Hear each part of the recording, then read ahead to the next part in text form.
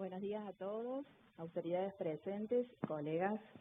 Bienvenidos a todos, en especial a los doctores María José Fernández Pavés, doctor Cristian Altavilla, doctor Antonio María Hernández, doctor Juan Fernando Bruje, doctor Carlos Juárez Centeno, doctor Javier Sánchez Buteler, doctora Norma Bonifacino y doctor José Luis Palazzo. En esta nueva gestión tratamos de proporcionar a los colegas la mayor temática posible en lo que hace a capacitaciones. Por eso hoy abordamos estos temas tan importantes y tan actuales, acompañados de estos brillantes disertantes. Un gusto recibirlos en esta casa, el Colegio de Abogados de Córdoba, que es la casa de todos. Les deseo que tengan una fructífera jornada. Presento ahora al doctor Maximiliano Rachman, secretario de graduados de la Facultad de Derecho y Ciencias Sociales.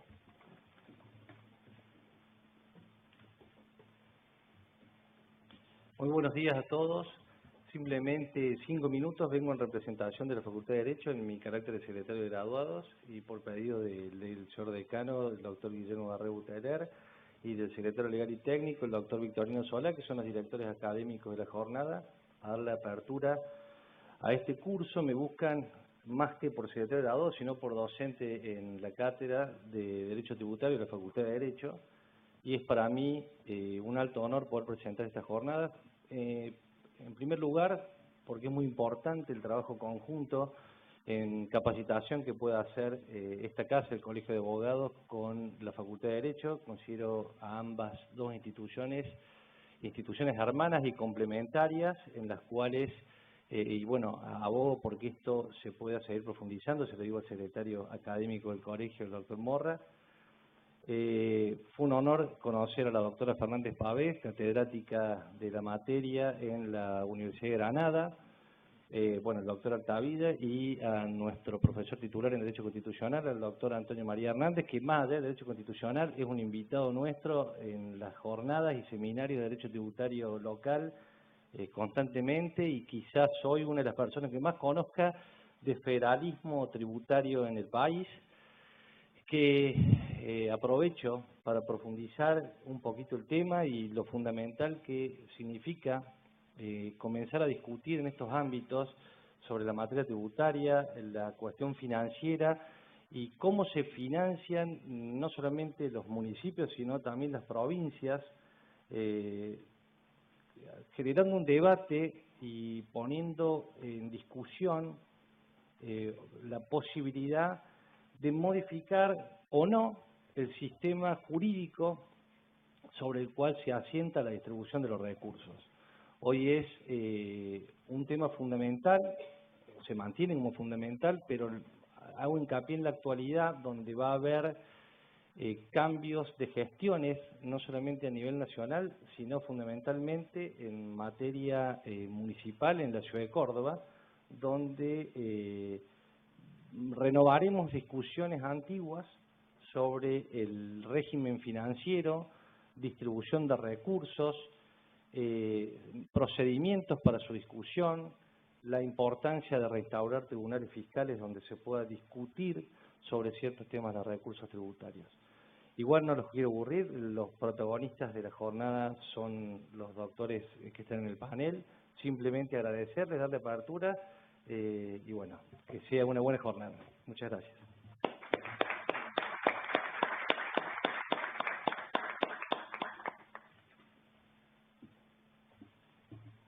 Buenos días. A los fines de presentar al doctor Hernández, voy a pasar a leer sus antecedentes.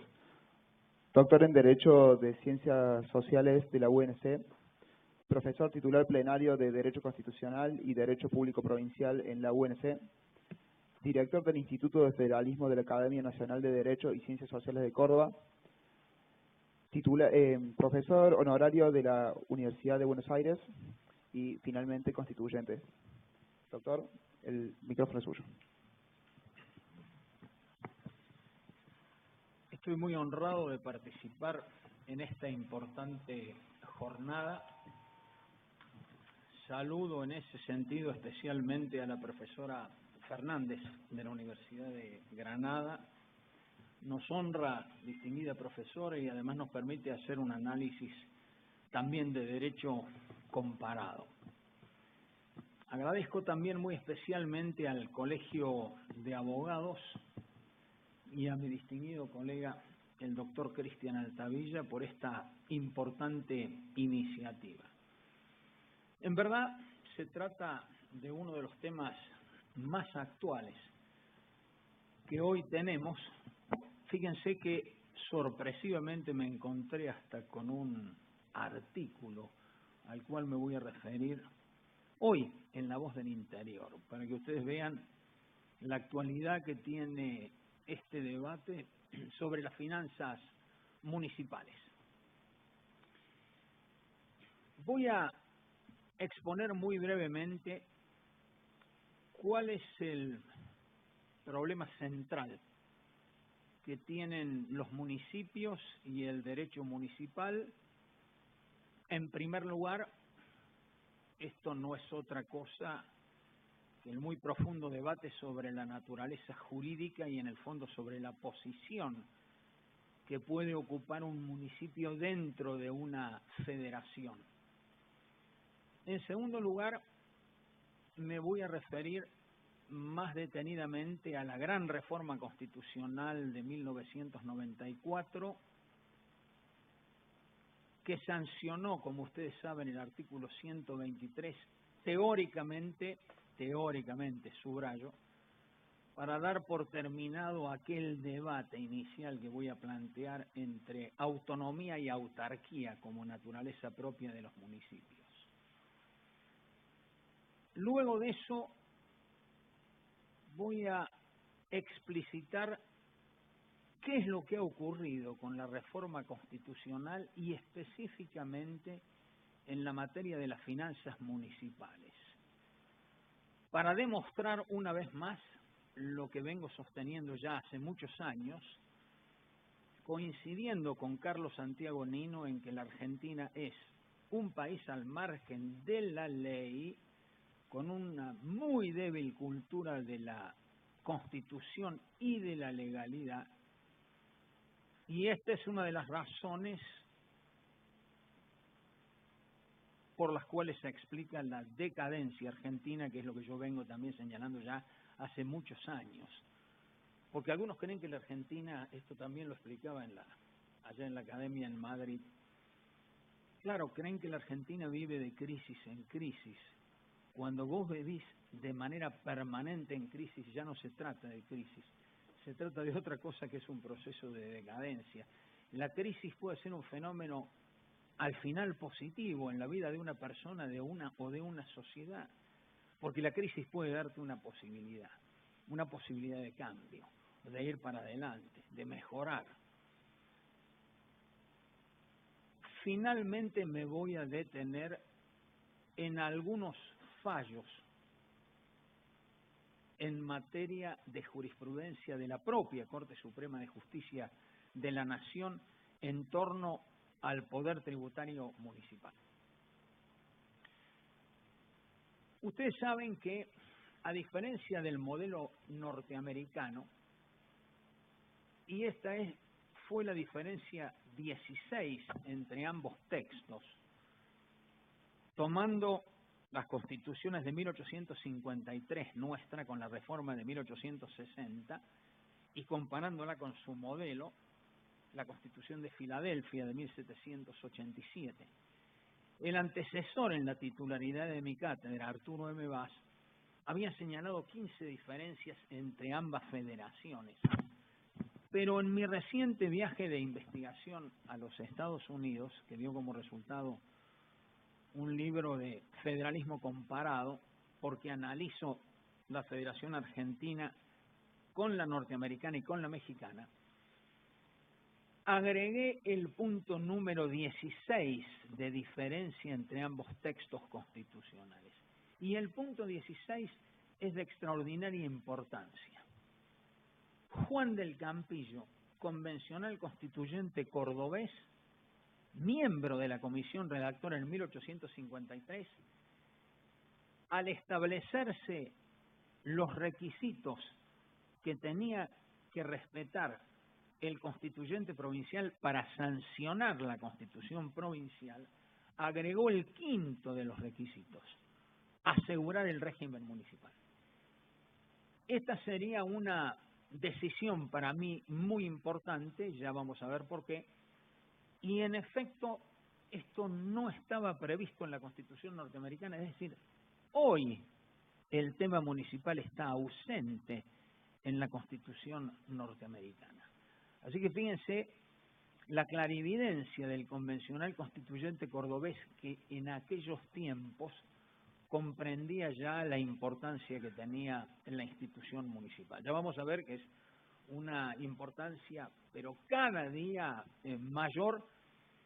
Yo digo, siempre lo digo, lo escribo, el derecho municipal es el más antiguo de los derechos, pero también es el de mayor futuro, porque la vida humana es vida urbana y en definitiva todos nosotros, la humanidad entera tiende a concentrarse cada vez más en ciudades, de tal manera que eso refleja la extraordinaria importancia que tiene el derecho municipal. Claro, otra de las tantas paradojas de la Argentina, en no todas las facultades de derecho se enseña derecho municipal. Claro, gran excepción fue la Escuela de Córdoba. Ustedes saben que nosotros fuimos los primeros en crear la cátedra de Derecho Público Provincial 1907 y en 1923 agregamos el derecho municipal.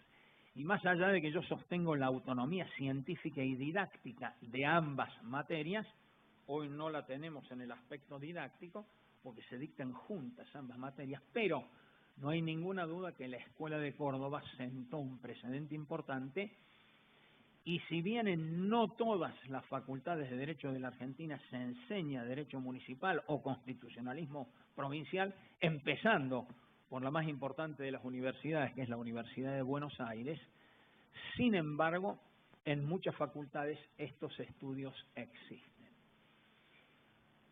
A partir de ahí, de esa escueta frase del constituyente, se originaría un enorme debate que separaría en general, tengo que ser muy sintético, a administrativistas de un lado y a constitucionalistas y municipalistas del otro lado. Los primeros seguirían a Rafael Bielsa, que en su obra Principios de Régimen Municipal, 1907, llegó a la conclusión de que el municipio era una autarquía. Yo les recuerdo que la palabra autarquía provenía del griego, significaba prácticamente lo mismo que soberanía, pero en el decurso del tiempo la palabra autarquía es tomada por dos administrativistas italianos, Orlando y Ferrari, que nos legaron la definición que nosotros conocemos propia del derecho administrativo, es decir, una persona autárquica es aquella que es creada por una ley y que además es controlada por un ente superior. Se supone que la naturaleza de esa entidad es solo de tipo administrativo y entonces, en una simplificación para mí lamentable de Bielsa, que fue un gran jurista, pero eso no significa que no haya podido cometer errores de tal magnitud que llevaron a esta simplificación. La soberanía corresponde al Estado federal. Falso o discutible. No conocía la teoría del federalismo. En mis libros, analizo muy detenidamente este tema, que es uno de los más complejos dentro de la teoría del federalismo. ¿Dónde está la soberanía en un Estado federal? Y analizo por lo menos 4 tipos de teorías.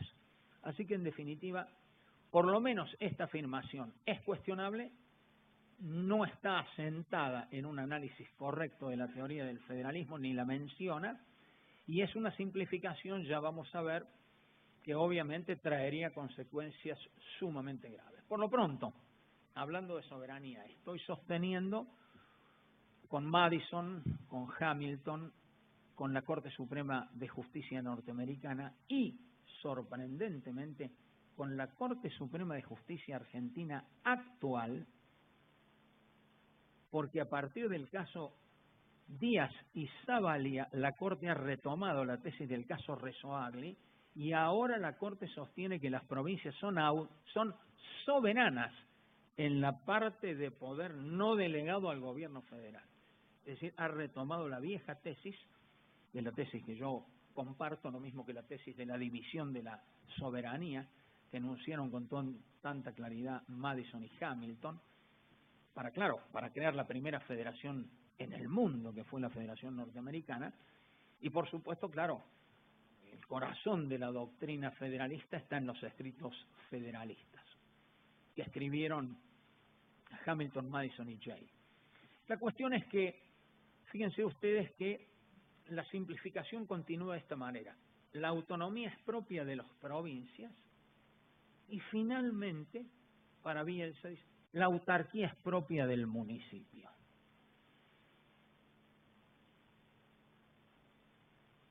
Pasan los años, 1941, Escuela de La Plata, con Villafañe, titular de Público Provincial y Municipal, que aparece con una posición completamente contraria a esta tesis y dice: el municipio, de acuerdo a la Constitución Nacional Argentina, es una verdadera república representativa en aplicación de los artículos 1 y 5 de la Constitución Nacional.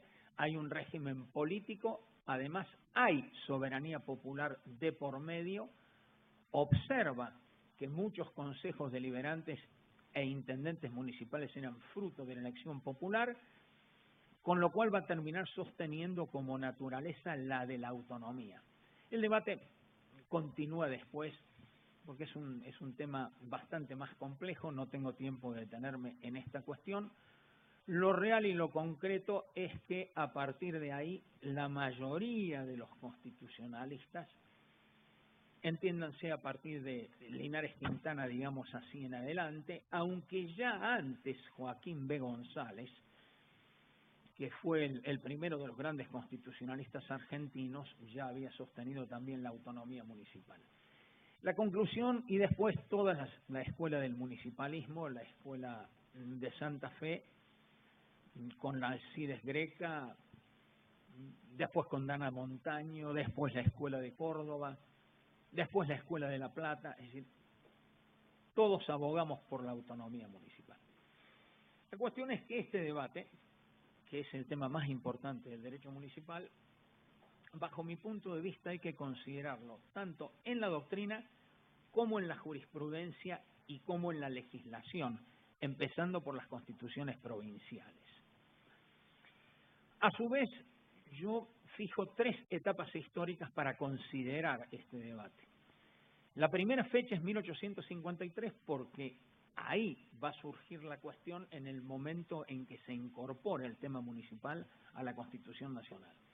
En segundo lugar, fijo 1986 porque es el momento en que, recuperada la democracia de los argentinos, comienza un ejercicio de poder constituyente derivado por parte de las provincias, por 19 provincias, y hay poder constituyente originario en la última de nuestras provincias, la de Tierra del Fuego, que fue provincializada en 1990 y en 1991 sancionó su constitución provincial. Son 20 las constituciones provinciales que se han reformado desde ahí hasta ahora, y en definitiva nosotros vamos a ver que ahí comienza una segunda etapa. La primera es de 1853 a 1986. Esta es la etapa del debate más duro, más complejo. Ya mencioné rápidamente la doctrina. En la jurisprudencia simplemente cito esto: el famoso fallo Ferrocarril del Sud contra Municipalidad de La Plata, 1911, donde la Corte, sin llegar a decir que los municipios eran autárquicos, dijo que eran circunscripciones administrativas que dependían del poder provincial, circunscriptos a fines y límites administrativos. Tesis, por cierto, absolutamente superada. Ya el maestro español Adolfo Posada hacía muchísimos años que había sostenido la tesis social y política de los municipios, cuestión que a mí me parece absolutamente indiscutible. Solo alguien que no conoce la vida municipal no sabe que en el municipio, como decía Adolfo Posada, están presentes todos los problemas políticos y sociales que tiene una sociedad, aunque sean en menor escala. Pero nadie, y acá hay intendentes municipales, va a dejar de desconocer la intensa vida política que hay a nivel municipal. La cuestión es que a nivel de la jurisprudencia tenemos eso. Hubo algunos fallos de tribunales superiores de justicia de provincia, como el de Córdoba, que se acercó a sostener la autonomía municipal. Otros tiempos, década de 1930. Así que esto lo decimos en cuanto a la jurisprudencia, y en cuanto a la legislación sí hay que detenerse brevemente por lo que voy a mencionar ahora. 1921, Constitución de Santa Fe, líder político que impulsó el proceso, de la Torre, cuya tesis doctoral había sido también sobre régimen municipal en la Universidad de Buenos Aires, siempre preocupado por las cuestiones locales. Esta Constitución retoma la doctrina municipalista norteamericana que impulsó las reuniones interamericanas en materia municipal y da como resultado una Constitución que garantiza al municipio de primera categoría, el que tenía más de 50.000 habitantes en ese momento, la posibilidad de sancionar cartas orgánicas municipales, o sea, el reconocimiento del más importante de los aspectos de la autonomía, el aspecto institucional, sancionar la propia constitución local, o sea, la Carta Orgánica Municipal. Así lo hicieron en 1933 las ciudades de Rosario y de Santa Fe. Pero ¿qué ocurriría? La provincia de Santa Fe sería intervenida federalmente en 1935 y como consecuencia de la intervención federal se dejó sin efecto la reforma constitucional de 1921 porque había ocurrido una particularidad. Había excedido la Convención Constituyente el tiempo que tenía para sancionar la reforma. Al excederla en 2 oportunidades, se produjo un intenso debate constitucional. El resultado de ello fue considerar que la Convención Constituyente había extralimitado sus posibilidades jurídicas. En definitiva, se consideró inconstitucional entonces ello y se dejó sin efecto la Constitución, con lo cual cayeron las 2 cartas orgánicas municipales. Pero en ese periodo, que va hasta 1983, tenemos que fijarnos después en la reforma constitucional de 1923 de Córdoba. Acá hay una particularidad muy interesante. En la Comisión de Régimen Municipal resulta que lo que se postula es la autonomía municipal con el reconocimiento del aspecto institucional, siguiendo el modelo santafesino. Pero, sorpresivamente, ese informe de la Comisión de Régimen Municipal, sorpresivamente es rechazado, lo cual es una cosa muy poco común, por el plenario de la Convención Constituyente que, guiado por la mayoría conservadora, había abstención de la Unión Cívica Radical en ese momento, en esa convención.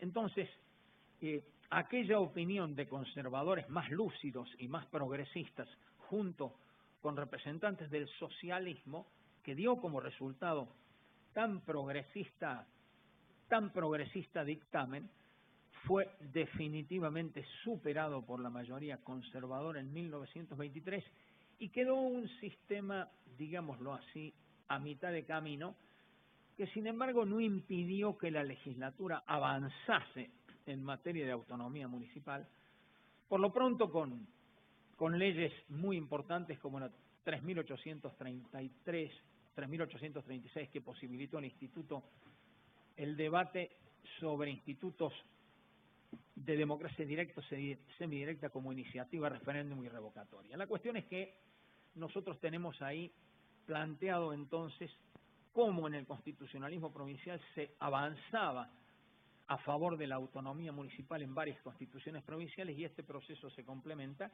cuando los territorios nacionales se convierten en provincias y entonces aparece la autonomía municipal, particularmente en las provincias del sur argentino, es decir, Neuquén, Río Negro, Chubut, etcétera. Así que al llegar a 1986, nosotros teníamos 7 constituciones provinciales que reconocían ampliamente la autonomía municipal y solo una carta orgánica municipal vigente, la de Santiago del Estero, 1961, que es la carta orgánica municipal más antigua en vigencia que tiene la Argentina.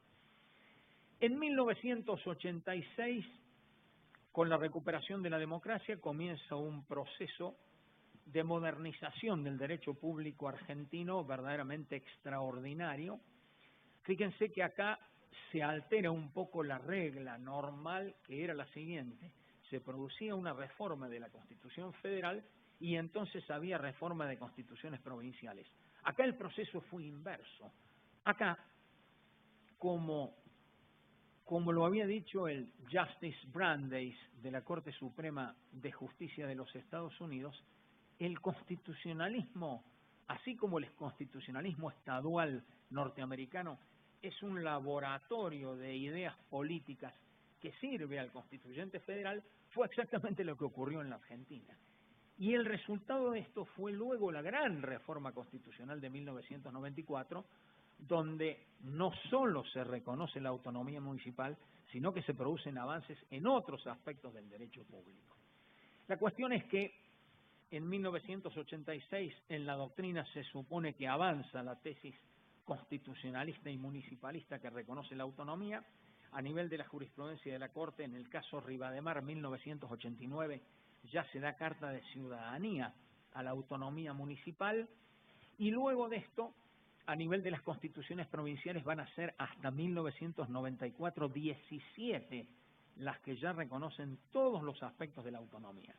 Digamos de paso, hablando de autonomía, entendida como posibilidad de propio gobierno, que para el derecho argentino hay una distinción entre autonomía plena y semiplena. Hay autonomía plena cuando los 5 aspectos de la autonomía están reconocidos. Y hay autonomía semiplena o relativa cuando solo falta un aspecto, que es el de la posibilidad de sancionar la propia Carta Orgánica Municipal. El aspecto institucional ya lo he explicitado. El aspecto político de la autonomía es la elección popular de las autoridades locales. El aspecto administrativo es la prestación de servicios públicos y demás funciones de este carácter sin depender de otro orden gubernamental. El aspecto financiero, en el cual nos vamos a detener más particularmente, significa la posibilidad de ejercitar un poder tributario. También va a hacer referencia al tema de la coparticipación impositiva y a todos los otros aspectos que están comprendidos, tema que tampoco voy a analizar, dentro de una cuestión más amplia que son las finanzas municipales. La cuestión es que el aspecto económico, que es el último que falta analizar, y que no es un tema menor, porque hace tiempo que vengo diciendo que el municipio es socio y promotor del desarrollo económico y social, y ahora desarrollo humano, luego de la gran reforma constitucional de 1994, todos los niveles del Estado, también se puede hablar de Estado municipal, como Estado provincial y como Estado federal, todos tienen la obligación de promover el desarrollo humano, por tanto también el desarrollo económico y social, por tanto